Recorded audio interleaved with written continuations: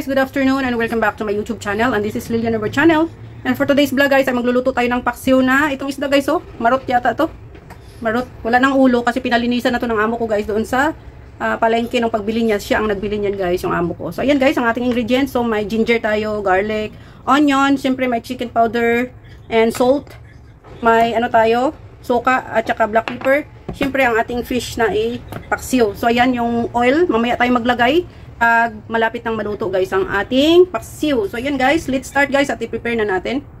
So ayan guys, dito sa malinis na kawali ilalagay natin ang ating isda. Lagyan muna natin ng ibang ingredients sa ilalim. Ayan. Garlic at ginger. Ayan. Dito sa ilalim guys, nilagyan ko bago ko ilagay yung isda.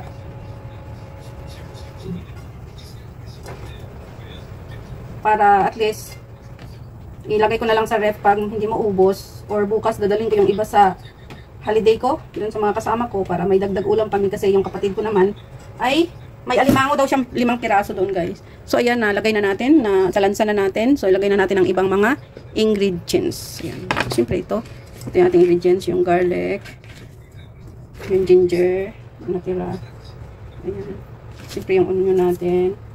Wala na akong sili nito guys kasi hindi ako nakabili ng sili na pangpaanghang sana. So sa ano na lang tayo, sa black pepper na lang tayo mag-ano para may anghang konti. Ayan. So ayan guys, syempre lagyan natin yan ng salt. Ang salt ay depende sa inyong panlasa guys ha. So ako naman, dalawang ganito ang nilagay ko guys. Dalawang kutsareta kasi maliit lang naman to. Kaya dalawang nilagay ko. Tapos syempre may chicken powder tayo. Ayan, isang ano lang. Ayan, isa lang. At syempre yung black pepper natin. Yung black pepper natin. Marami-rami ang ating black pepper guys. Ayan. And syempre the finale is ang ating suka. Wala akong tubig na nilalagay nito guys. Puro suka. Kasi yung paksiw na, yung isda natin ay nagtutubig yan mamaya. Hinaan lang muna natin ang apoy. So ayan guys. Dahil nalagay na natin. Pati yung suka. So ayan na siya guys. Ito na ang aking. Ayan. Ayan. So isasalang na natin guys. So ayan na siya guys. At ang atin ng pakuluan yan. So, takpan natin guys. Hinaan lang muna natin guys ang apoy ng mga 5 minutes.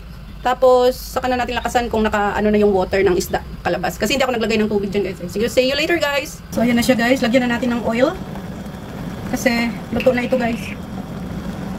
Ayan. Para mas malinamnam pag may oil. Ayan. Kapakuluan ng konti. And that's it guys. Ang ating ulam for today, paksiw na isda. Ayan. Wala nang sili to guys.